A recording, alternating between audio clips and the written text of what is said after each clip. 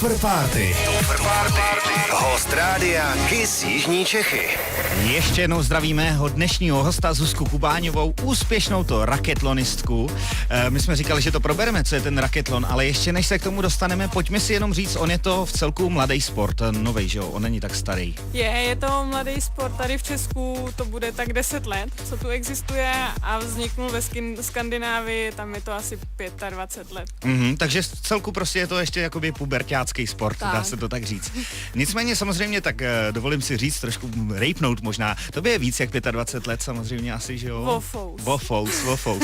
Tak pojďme si říct, jak jsi se vůbec dostala k tomuhle sportu, pochybuju, že rovnou asi ne, viď? Že to bylo nějak obklikou. Rovnou ne, já jsem začínala tenisem, to jsem nějak, když už jsem byla mladá, malinká, tak prostě jsem k tomu měla nějaký přístup, protože mě takhle jednou našli s tím zabláceným míčkem, co jsem třískala v ložnici do zdi, tak mě radši nakufrovali hned na ty tenisové kurty a já jsem zjistila, že to je jako ten můj druhý domov, tam jsem trávila spoustu času.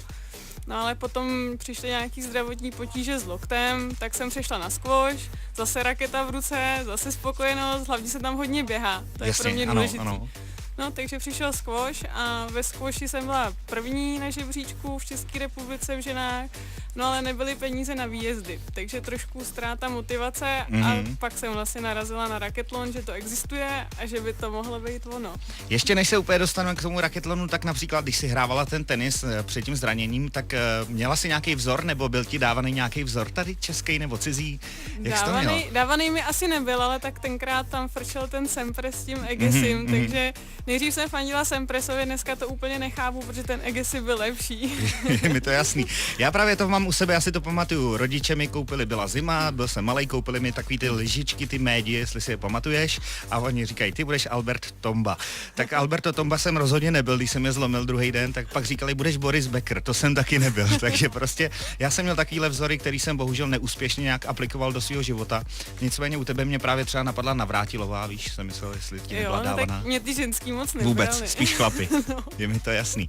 Nicméně potom teda už to přešlo díky tomu squashi už na začátek toho raketlonu. Pojďme si říct teda, že raketlon je hlavně squash, ping-pong, badminton a tenis. Tyhle ty 4 věci, které jsou prostě spjatý s pálkou, nebo tak, s raketou, dá se to tak říct. Proto raketlon a ne pálkotlon, že jo, to je pravda. Já jsem zhruba tak 25% raketlonista. Jo, to jsme zjistili. Díky ping-pongu, jinak absolutně velká neznámá pro mě. Jak to bylo pro tebe, takový ty přechody na začátku? Co ti trvalo nejdýl se jako nenaučit, ale být v tom dobrá? No já si myslím, že asi ten ping-pong, on je od těch 3 raketových sportů trošku jiný, takový víc technický, méně se tam běhá, trošku jiný pohyb, takže s ping-pongem jakoby bojuju do dneška, ale už je to trošku lepší. Nejhorší je, že je to první disciplína, protože se jde od té nejmenší rakety po tu největší, takže spíš to byla stresovka jakoby psychická. Ano, takže jsem ráda, že už se to trošku zlepšilo, že už neprohrávám hned po první disciplíně třeba o 12 bodů. Je mi to jasný. Nicméně tam v tom raketlonu ping-pong je čistě jenom dvojhra, nebo jak to je? Nebo tam probíhá? Ne, tam se hrajou i 4 mixy a vlastně potom obíhačky taky, nebo ty asi ne? Těsně vedle. No, takže tam se hraje všechno. Vlastně v každé ty disciplíně hrajete do 21 s tím samým soupeřem a všechny ty body se sčítají. To se sčítá a potom vlastně ze všeho máš nějaký průměr jakoby udělaný. Tak, jako může se stát, že třeba do tenisu si jdu už pro jenom 10 bodů, protože když si to sečte, tak ten rozdíl třeba potřebuju 22 rozdíl, aby už mě nedohnali, takže nemusím ani do tenisu dojít. Takže já, jelikož mi jde jenom ping-pong, tak asi bych na první místo to nenahnal ty procenta prostě. I kdybych byl nejlepší prostě nějaký ping-pongista, tak ne. Ne, většinou ty specialisti se pak nechytají, no. Chce to být prostě dobrý opravdu ve všem. Tak. Je mi to jasný. Probereme to už za chviličku, dáme si další muziku na rádiu KIS Jižní Čechy. Tady je novinka Little Mix a Wings.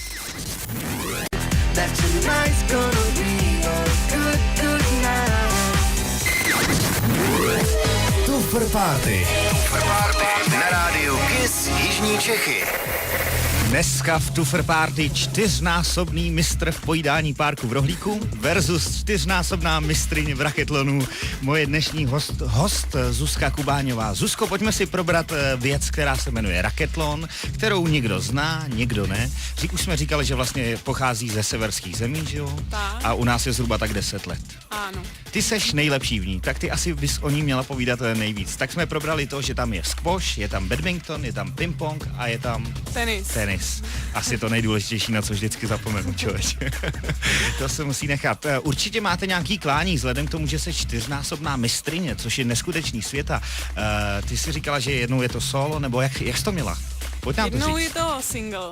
To bylo vlastně loni, co jsem byla i poprvé na Ano. mistrovství světa, tak se to nějak zadařilo. Ono to bylo i rok vlastně po narození dcerky, tak já jsem úplně jako nečekala, že to vyjde, ale trénovala a ono to vyšlo. No, zpátky po porodu, člověče, rok a mistryně světa, tak to je úžasný, No na ne? mě už tí porodnici koukali divně, když jsem po nich chtěla, co můžu v 6 nedělí jako už dělat. A co Já myslel, čím bys tam pinkala, už koukali, víš? No. A vlastně půl roku na to proběhlo mistrovství světa mixů, deblů a družstev. Kde to probíhá, že ti skáču do řeči? To bylo ve Vídni, bylo mistrovství světa Ano. singlů a v Sofii byly ty družstva a ty debly. Sofie, to Bulharsko. je v Bulharsko. Teďkon vlastně jsme se bavili o tom, že ty nebudeš reprezentovat Českou republiku, ale budeš na klání v Londýně. Budu na klání v Londýně, tam je Champions League a potom i singly, debly a tak dále, ale hlavně jsou tam právě i ty družstva, ty většinou nebejvají. Není to mistrovství světa družstev, ale jak jsem řekla Champions League, takže taková soutěž družstev a protože Česko vůbec nejede sem, tak mě tak nějak naverbovali Rakušáci, protože vlastně můj mixový partner i čtyřhrová partnerka jsou vlastně rakouský hráči, takže... Takže vlastně budeš jakoby reprezentovat Rakousko, dá se to tak jakoby říci. No nicméně ono asi se ozvali hnedka, ne? Volba byla jasná, když si řekli, takového z České republiky, když ne reprezent, tak zkusíme Zuzku Kubáňovou. Ještě taky budou další závody, jestli se nepletu. Bude za měsíc a to jsou asi ty nejdůležitější, to je Stockholm a tam já budu obhajovat ten titul mistryně světa, takže trénuju a jsem čím dál nervóznější. Jaká národnost nebo kdo je tvůj nejsilnější konkurent? Máš to vyhlídlý, máš to zmáklý takhle? No, mám to vyhlídlý, protože letos jezdíme docela často oproti vlastně loňskému roku a to právě z toho důvodu, že jsem vyhrála to mistrovství světa, tak mě celkem zvou, což je fajn, protože je to drahá záležitost celkem. Takže největší soupeřka zatím asi Němka, Natalie Zeoli a zatím jsem ji vždycky porazila, ale ono stačí opravdu málo, nevyjde jedna disciplína a už to může být úplně jinak. No. A je tam nějaká rivalita i mimo závodový klání, nebo jenom čistě prostě při závodech a pak si normálně podáte ruku a šli byste spolu i na kávičku? Jak to máte? Jo, tak je to jako celkem na pohodu tam. Je fakt, že třeba nikdy jsme si vlastně spolu nedohodli, že bychom spolu hráli čtyřhru, jakože ženskou. A já bych asi ani nechtěla, protože mi to přišlo moc jako jednoduchý, protože když už nám to jde, tak potom ještě takže trošku jako rivalita, ale mimo ten kurt je úplně v pohodě. Ještě mi řekni jednu věc, která mě docela zaráží, protože opravdu já jsem to říkal, že prostě jsem se přiznal, že raketlon pro mě byla velká neznámá. Je to spíše pro ženský nebo pro chlapy, nebo je to tak 50/50 ten sport? Jakoby víc to hrajou chlapy, protože tak chlapy asi celkově větší sportovci a hlavně zase asi jako v každém sportu musím to bohužel uznat na ty chlapy, jakoby co se týče prostě fyzičky, techniky, je to líp koukatelný, no. Oni prostě tam už nepoznáš jako kdo co hrál dřív, kdo co čím začínal, je to paráda, no. No a jak chlapi koukají na tebe jako na silného konkurenta, de facto nejsilnějšího? No já tady v Česku... zase Kubáňová, no tak to jdeme domů. Ne, já tady v Česku hraju už jakoby turnaje s chlapama. Přímo.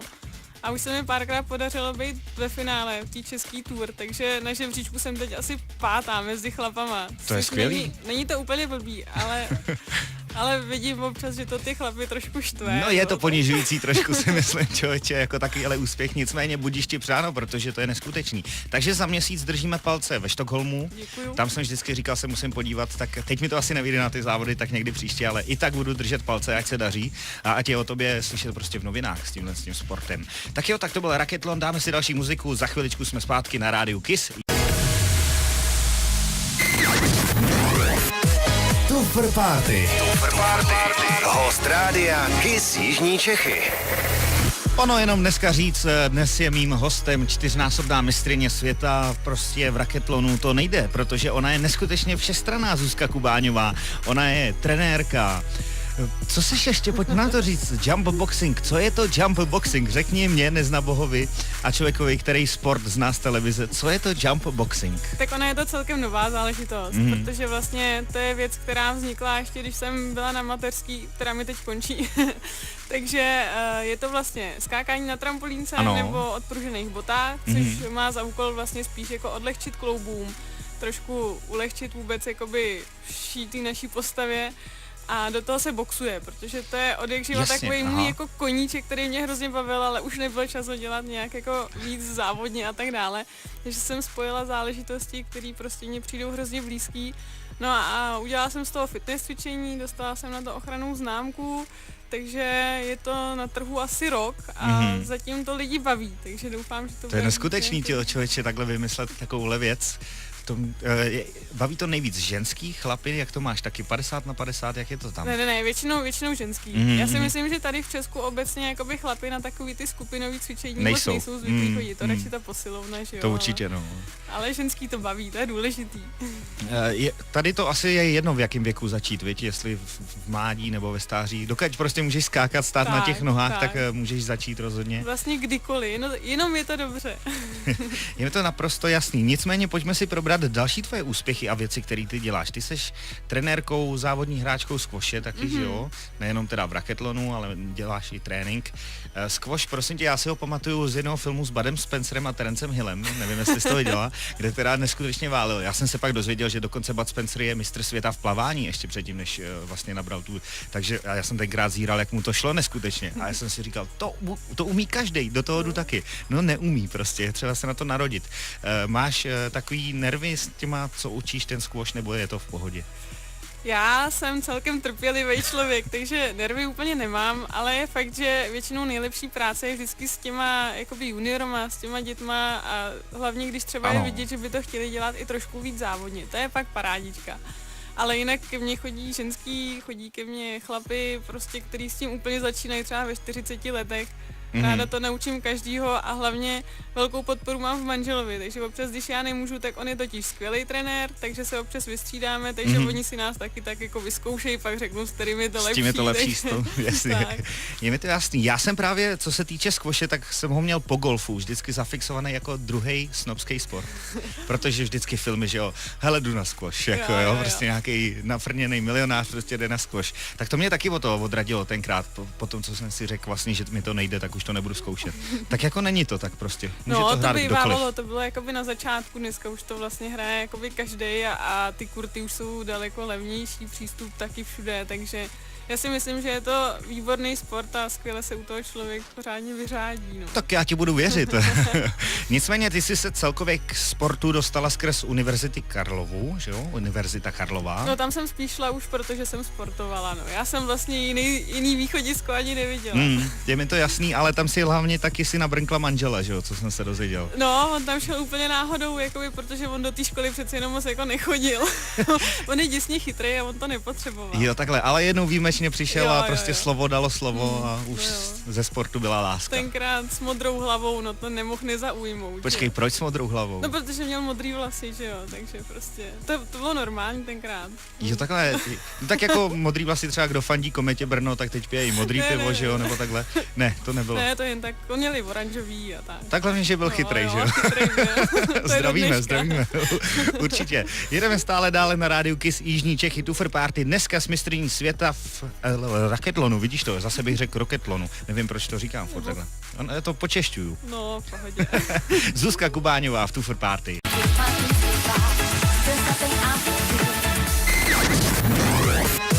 Tufr Party.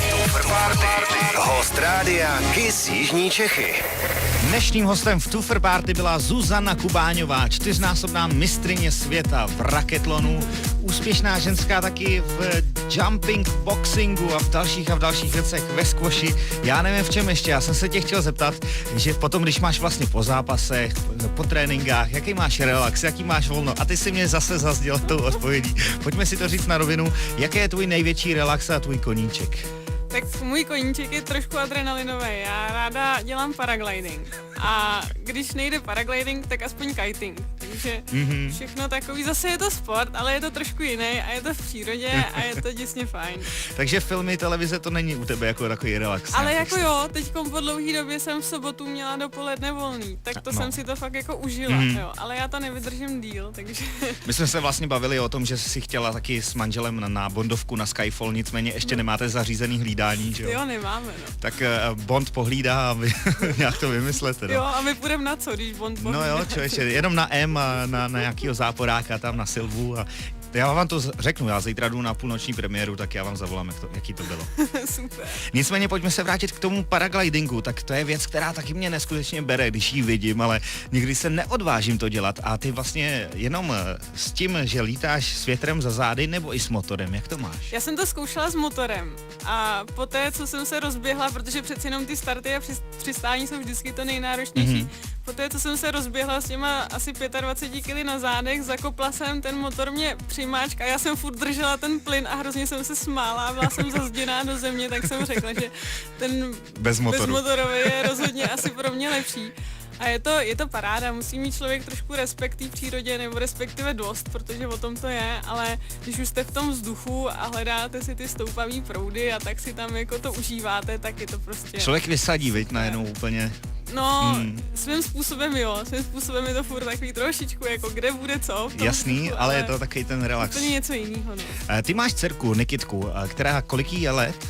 Za 3 dny budou 2. 2, tak to je ještě mladá, hodně malinká. Nicméně už máš nějakou vizi, čím by si chtěla, co by sportovně založená má být, nebo právnička bude, nebo doktorka, jak to bude? Ono to zatím vypadá, že asi fakt bude sportovně založená, ale to já asi spíš nechám na ní, jak se rozhodne, protože přece jenom vidí nás s manželem u všech 4 sportů, u dalších sportů taky, takže já si myslím, že to bude čistě na ní. V době volna paragliding. Jo, jako no, jako rodiče nevím, jestli z toho bude nadšený, ale co se dá dělat. Na výběr má, jako to se musí nechat, tak. určitě. Tak jo, tak vlastně teď ještě pojďme zmínit zpátky ten Stockholm, který je za měsíc, to je asi to nejdůležitější, než se rozloučíme, tak popřát ti, ať se tam daří, ať je to hodně úspěšný, děkuju. No, za málo a chceme vidět nějakou medaili pořádnou. Jo, když tak přinesu. No, budu rád, já se vždycky strašně rád fotím s medailema tady. Už jsem vysílal i s bronzovou z hokeje, tak budu vysílat se zlatou. Tak budu super. se těšit. Zuzka Kubáňová byla mým dnešním hostem v Tufr Party, 4násobná mistryně světa v racketlonu, ať se daří, Zuzko, a zase někdy tady. Děkuju. Nemáš vůbec zač, měj se krásně, šťastnou cestu domů a já ti vlastně pustím na cestu písničku, kterou si říkala, že je tvoje mládí, Spice Girls, tak jdeme na to. Měj se hezky, Zuzko, díky za návštěvu. Taky děkuji.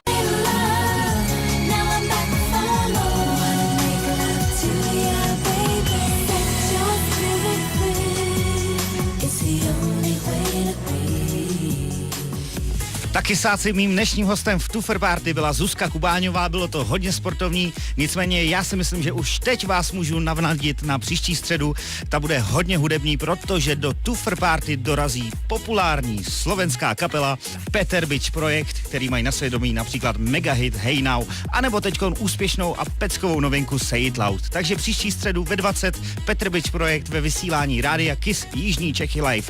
Nicméně teď po 21. hodině jedeme stále dále, zůstaňte s náma, jedeme večerní jukeboxy, takže 38 55 10 999, to je to